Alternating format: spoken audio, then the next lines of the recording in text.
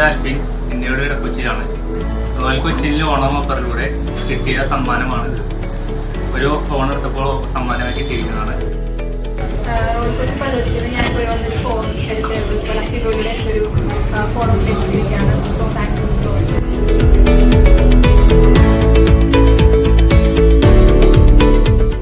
Onam special drive. അന്തർ സംസ്ഥാന ബസ്സുകളിൽ നിന്ന് 205 പവൻ സ്വർണവും 11 ലിറ്റർ മദ്യവും പിടികൂടി. ഓണം സ്പെഷ്യൽ ഡ്രൈവിംഗിന്റെ ഭാഗമായി അന്തർ സംസ്ഥാന ബസ്സുകളിൽ എക്സൈസ് നടത്തിയ പരിശോധനയിൽ 205 പവനും കേരളത്തിൽ വിൽപ്പനാനുമതിയില്ലാത്ത 11 ലിറ്റർ മദ്യവും പിടിച്ചെടുത്തു. കൊല്ലം കാവനാട് കപ്പിത്താൻ ജംഗ്ഷനിലായിരുന്നു പരിശോധന. ടൂറിസ്റ്റ് ബസ് യാത്രക്കാരനായ തൃശൂർ നെന്മേനി മറ്റത്തിൽ വീട്ടിൽ ഹരിദാസിന്റെ പക്കൽ നിന്നാണ് സ്വർണം പിടികൂടിയത്.